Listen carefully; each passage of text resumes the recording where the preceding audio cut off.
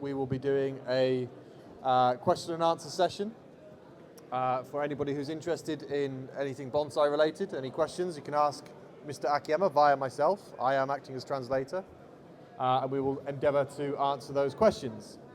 Before we do that, I would just like to introduce Mr. Akiyama to those of you who don't know. Mr. Akiyama is my older brother. He is my senpai.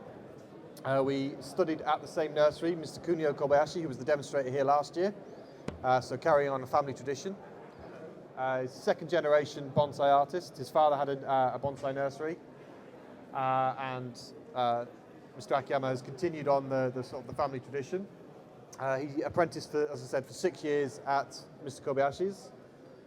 His final year of apprenticeship and my first year of apprenticeship were sort of coincided. So he's as I said, my senpai, my older brother. And then after that, he began his own career in Japan. And he was the youngest award winner for the Prime Minister's Award winner at the Sakafu Bonsai Exhibition. So that's the professionals exhibition in Japan. He was the youngest award winner of that at the age of 29, and has then subsequently gone on to win it 2 other times, so 3 times winner, all with very, very impressive junipers. So he specializes in junipers, also azaleas, deciduous trees, basically everything. So the question was, why does he specialize in junipers? なんで心拍は得意ですか? So his father, as I said, he began sort of doing bonsai kind of like semi-professionally, and his father was a professional, semi-professional sort of Yamadori collector. So he went up into the mountains in Japan and was collecting the Yamadori junipers from the wild. And so Akiyama grew up around all of these phenomenal pieces of raw material, and his father sort of began to develop them to a point where they needed sort of refinement and styling, and then sort of passed them on to his son, who's sort of done a lot of the finishing work on the trees. And so with a lot of the other bonsai species, a lot of the deciduous trees and pines and things like that, there's a lot of importance placed on things like the nabari, the trunk, the branching as you go up through the tree. It's quite formalized, quite stylized with a lot of the other species that we use in bonsai. But with junipers, those things aren't as important. So it's not important to have a nabari on a juniper. If you have massive inverse taper halfway up the trunk with juniper, it's not a bad feature. And so the freedom that allows you, and all the different styles and shapes that you can create with junipers makes them a lot more interesting species to work with. Does that answer the question? Okay, does anybody else have any other questions? So the junipers that his father was collecting were from the Tohoku region of Japan, so they're up in the north area, and they grew in very sort of severe environments, particularly close to the sea, and in very sort of hostile environments. And so the bones of the tree were very, very, the dead wood and the live vein movement on them was very, very sort of severe and very interesting. And so what they did was they took those trees and then grafted branches in, grafted different foliage in that was a little bit more usable. And then over the course of sort of 20, 30, 40 years, made them into masterpiece bonsai. So the history of Yamadori in Japan is about 150 years old. They started off in Shikoku, in the mountains in Shikoku, and they started taking a lot of the trees around there. And then once all the collecting sites were empty, then they moved up to Itoigawa in Niigata, around there. And then they collected all the trees from there, and they gradually started going further north and north and north. The trees up in the north had a lot worse foliage characteristics, but the trunks on them were a lot more interesting.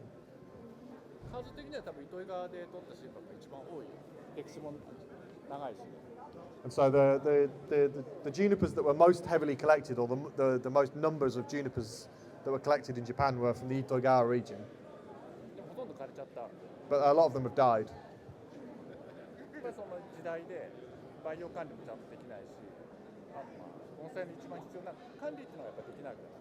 And so when they were originally collecting the trees, they didn't have as much experience and knowledge about how to look after the trees when they were freshly collected.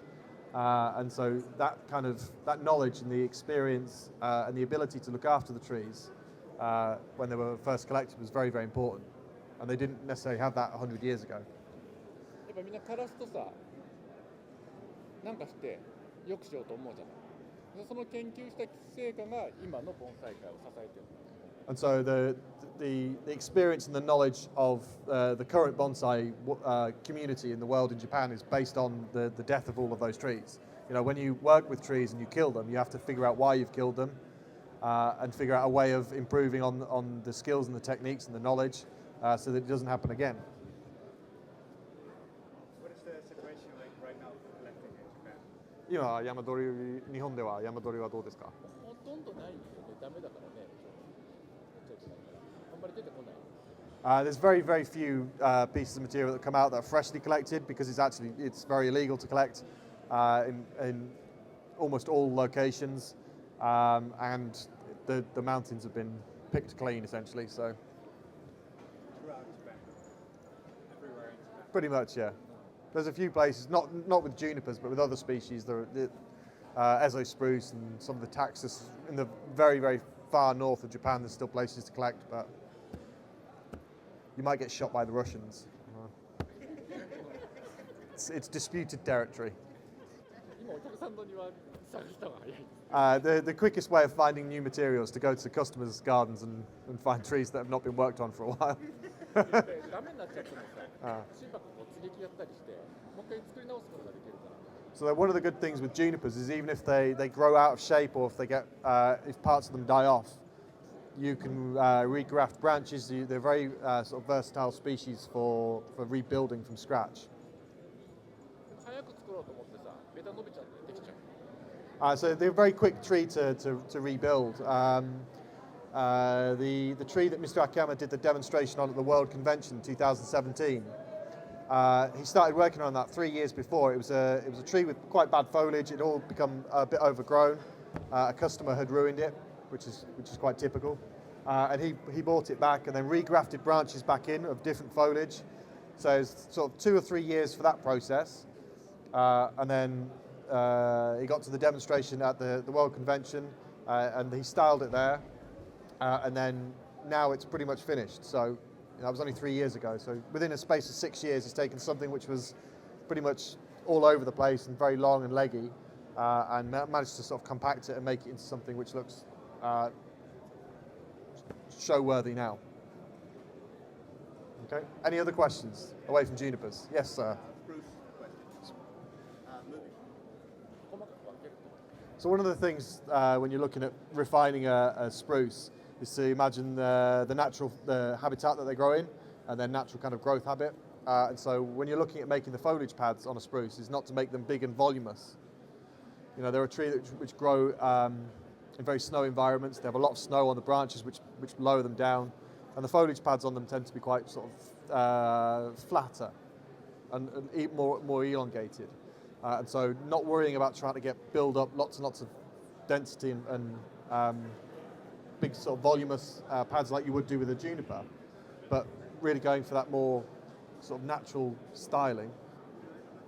You know, so is a good way of using the natural growth habit to your advantage.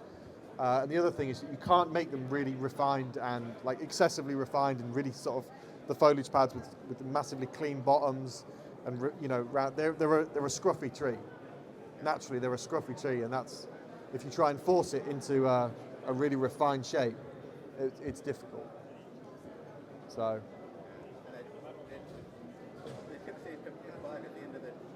Yeah, I mean, essentially you always want to be taking off that terminal bud a lot of the times and always working with the side shoots, trying to get those to grow out as much as possible. And then always looking to cut back and regrow out, cut back and regrow out. Always making sure you've got something further back in to keep working on.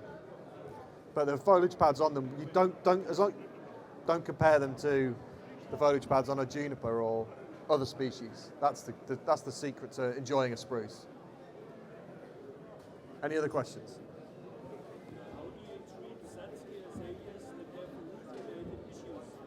Satsuki はどうすればいい？根っこが悪い時にはなんていうか根っこを良くする、粘りを良くするために。So root related issues in what sense?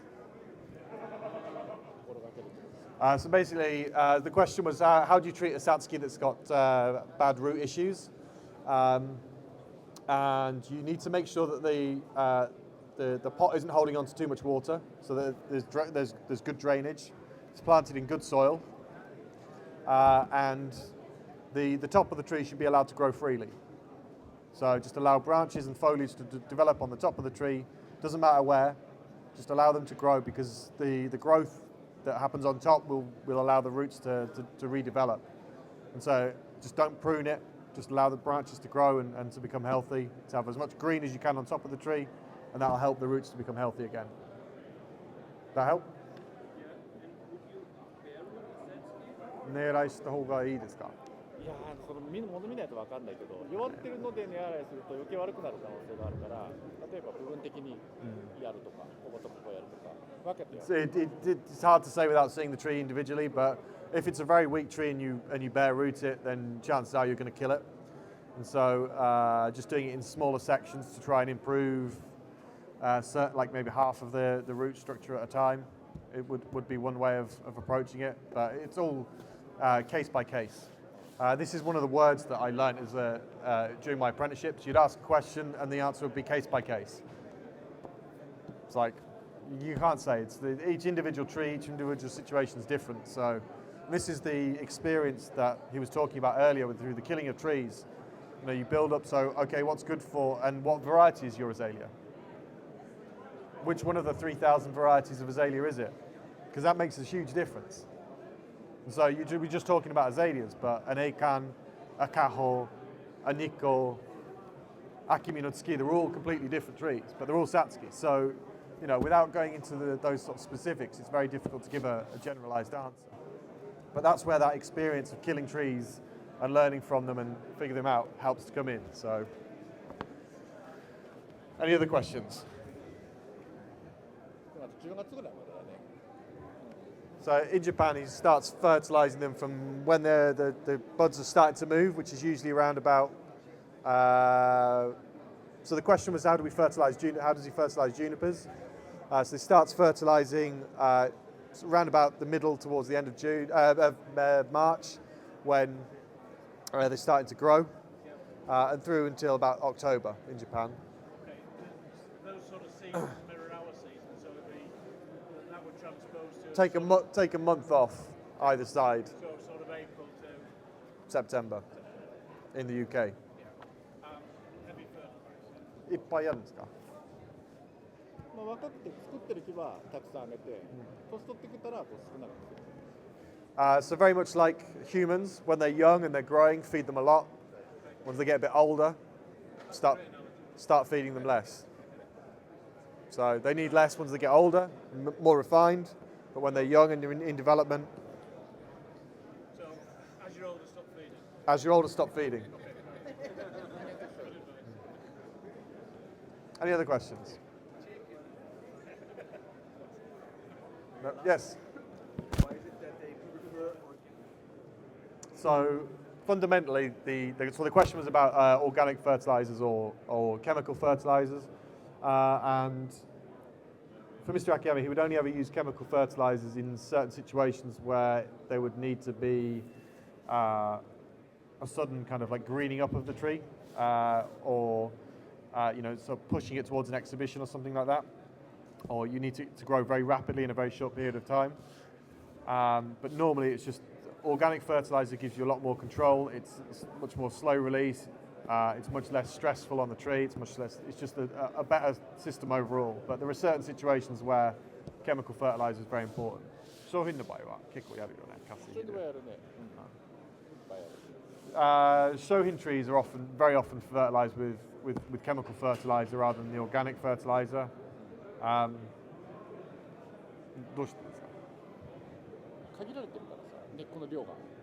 普通のああいう大きい盆栽と比べて根っこが少ない分、しっかり早く効く方がやっぱり商品には合ってる。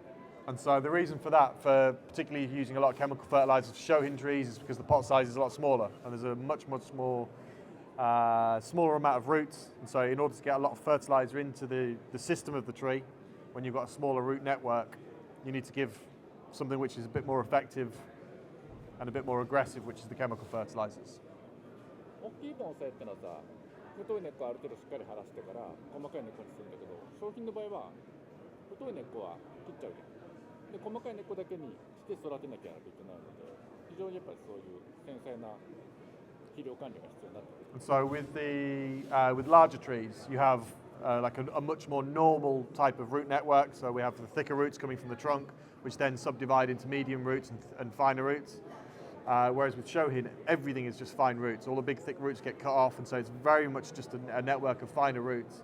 And so that different type of root structure, the smaller container environment, will often require different fertilizing techniques. So using chemical fertilizers is quite often used in the Shohin community.